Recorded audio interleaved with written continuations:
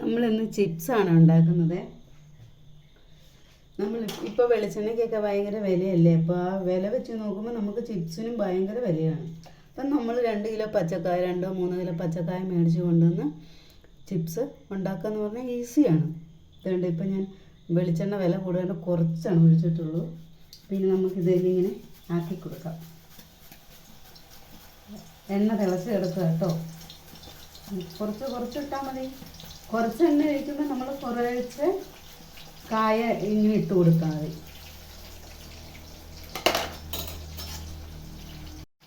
നമ്മൾ കുറച്ച് ഉപ്പ് നീരാണ് ഒഴിച്ചു കൊടുക്കേണ്ടത്. ലേശം മതി.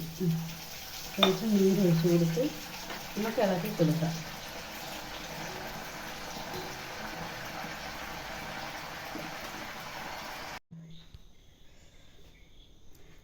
ഒരു ട്രിപ്പ് നമ്മൾ വറുത്ത് കോരി അടുത്ത് നമുക്ക് ഇട്ടു. ഇത് വലിയ പാടുള്ള കേസൊന്നുമില്ല കേട്ടോ, സിമ്പിളാണ്.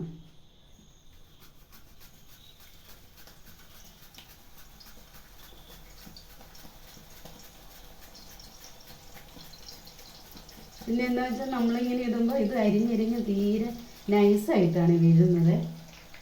അതുകൊണ്ട് നമ്മൾ എപ്പോഴും തീ കാത്തു വെച്ച് കൊടുക്കാം. സിമ്മിലിട്ടാൽ മതി. നമുക്ക് ഉപ്പുനീര് ഒഴിച്ചു കൊടുക്കാം.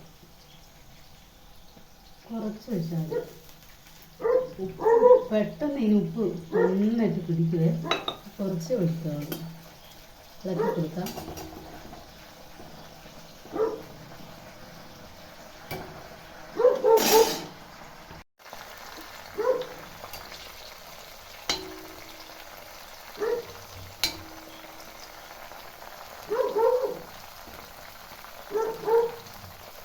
സിമ്മിലിട്ടാലേ ഇത് നന്നായിട്ട് ക്രിസ്പി ആയി വരുള്ളൂ. അല്ലെങ്കിൽ പെട്ടെന്ന് ഇതങ്ങ് കരിഞ്ഞു പോകും. അപ്പം ഇത് തീരെ നൈസായിട്ടാണ് ഇത് അരിഞ്ഞരിഞ്ഞ് വീഴുന്നത്.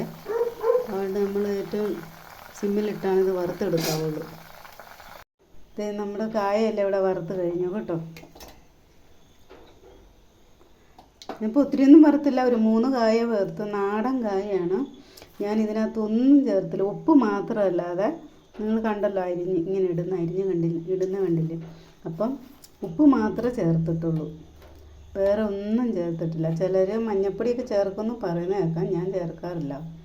അപ്പോൾ ഇങ്ങനെ സിമ്പിളായിട്ട് പിള്ളേർക്കൊക്കെ നമുക്ക് ഉണ്ടാക്കി നല്ല ക്രിസ്പിയാണ് ഉണ്ടാക്കി കൊടുക്കുക.